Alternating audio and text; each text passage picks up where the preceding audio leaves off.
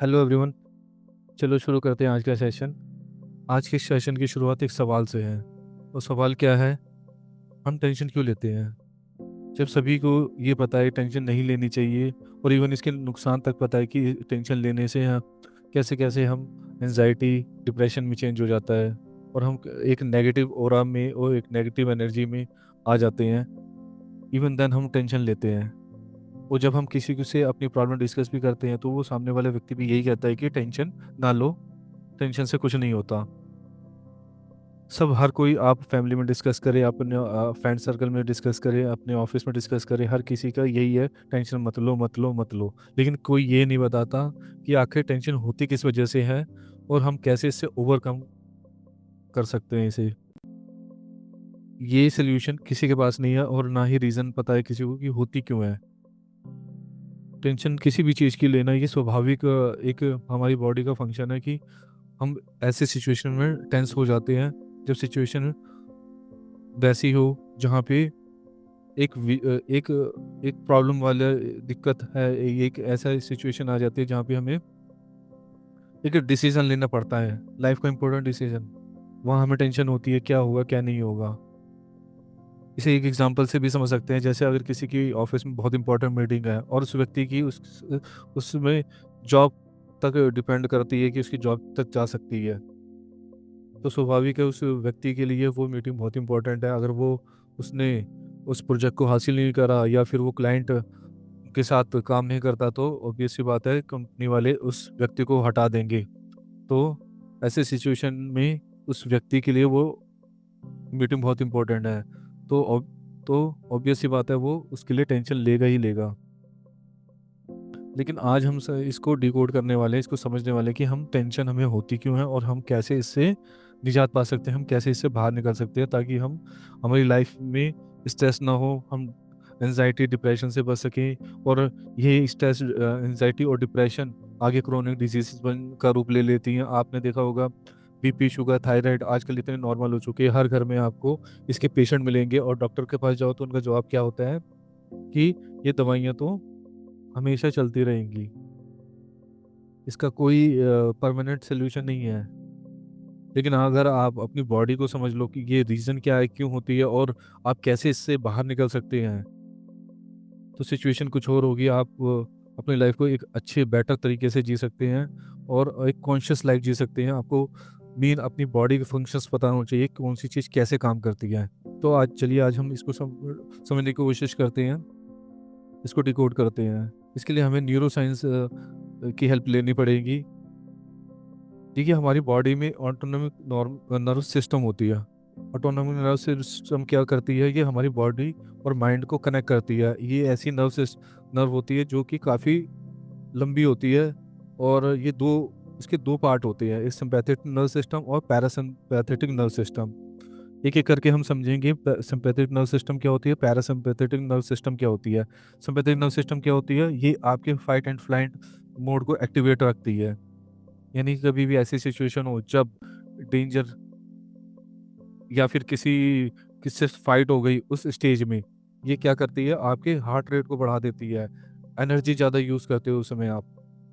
और ये हमारी बॉडी के हार्ट लंग्स डाइजेस्टिव इन सब से कनेक्ट होती है। तो आपने देखा होगा कभी भी डेंजर सिचुएशन आती है तो हम क्या करते हैं, हम उससे फाइट करने की कोशिश करते हैं या फिर हम भागने की कोशिश करते हैं। In case of natural disasters like earthquake flood, कोई भी कैटेस्ट्रॉफिक रिस्क हो जाता है तो हम क्या करते हैं, उस सिनेरियो में हम वहाँ से भागने की कोशिश करते हैं। तो उस समय आप रिलैक्स मोड में रहेंगे या फिर आप बिल्कुल एकदम सारी एनर्जी उस हमारी बॉडी को उस समय ऐसा लगता है कि सारी एनर्जी जो काम हमारी बॉडी हील के लिए करती है वो सब छोड़ के उस समय सिर्फ सर्वाइवल के लिए भागती है।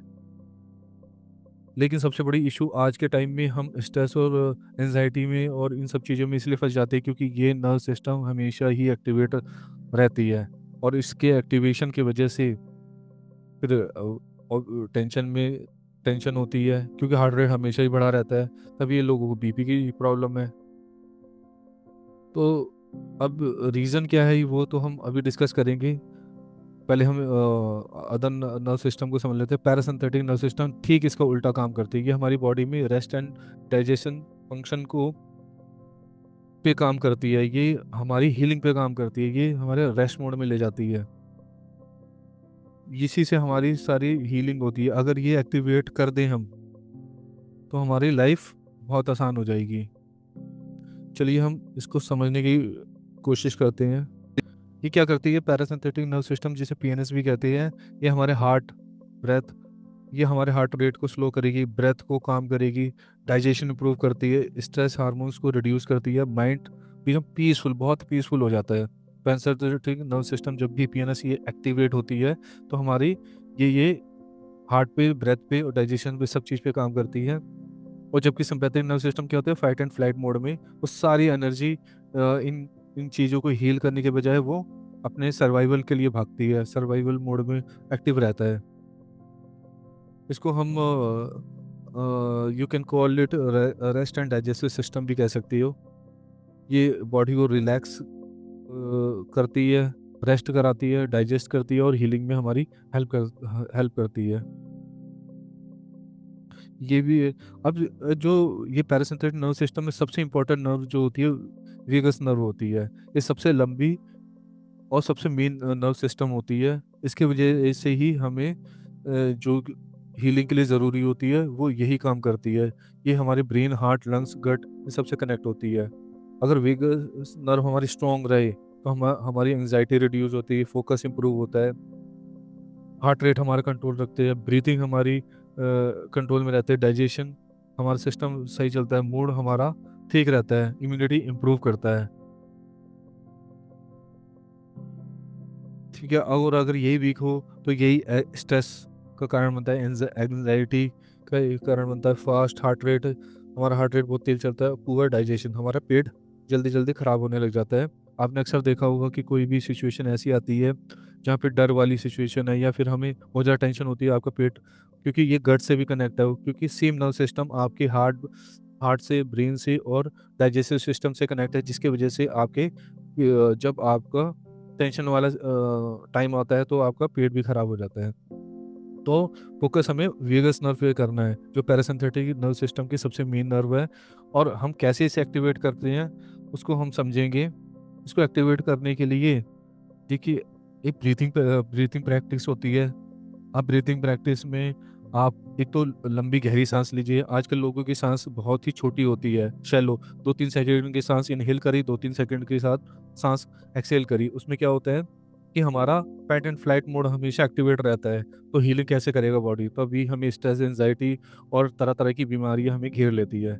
और अगर आपने अपने वेगस नर्व एक्टिवेट कर लिया, तो आप कि आपकी लाइफ में हीलिंग आ जाएगी। आप अपने हमारी बॉडी सेल्फ इतनी खुद ही सफिशिएंट होती है कि वो किसी भी दवाई की ज़रूरत नहीं है, वो खुद से हील कर लेती है। बहुत सारी ऐसी बीमारियाँ होती हैं जो कि हम खुद से हील कर सकते हैं, जस्ट ओनली बाय अवेयरनेस। हमें उस चीज़ का पता रहना चाहिए। अब वेगस नर्व को एक्टिवेट करने के लिए हम क्या कर सकते हैं? एक तो मेडिटेशन है। मेडिटेशन आपकी हेल्प करता है आपको हील करने में, क्योंकि मेडिटेशन के टाइम हम डीप ब्रेथ लेते हैं।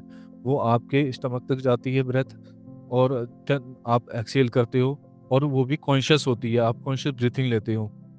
तो जिससे हमारा वेगस नर्व एक्टिवेट होता है। इसलिए मेडिटेशन से हमें हेल्प ही इसी वजह से मिलती है, क्योंकि हमारी वेगस नर्व एक्टिवेट हो जाती है। और आप ब्रीथिंग, अगर आप मेडिटेशन में आपको इश्यू होता है, चैलेंज आता है, तो आप सिंपल ब्रीथिंग प्रैक्टिस कर सकते हो। जब भी आपको टाइम मिले दिन भर में, आप स्लो ब्रीथिंग करें। एक टेक्निक अपना सकते हैं, 4-7-8 टेक्निक। इसमें क्या है, 4 सेकंड का आपने इनहेल करना है, 7 सेकंड आपने उस सांस को होल्ड करके रखनी है, और 8 सेकंड आपने एक्सहेल करना है। यानी 4 सेकंड का इनहेल और 8 सेकंड का एक्सहेल, ऑलमोस्ट डबल। एक्सहेलिंग में आपने डबल टाइम लेना है। आप पूरे दिन में 10 मिनट भी कर लेते हो, तो आपकी बॉडी काफ़ी हील हो जाएगी। इसके अलावा कुछ प्राणायाम हैं, वो आप प्रैक्टिस कर सकते हो, जैसे अनुलोम विलोम है, जिसमें हमें लेफ्ट और राइट नोस्ट्रिल्स का यूज़ करके हम ब्रेथ इनहेल और एक्सहेल करते हैं। तो ये किस तरीके हैं जिससे हम अपने आप को हील कर सकते हैं। चलिए, आज का सेशन यहीं तक था। मिलते हैं हम अगले सेशन में। Thank you.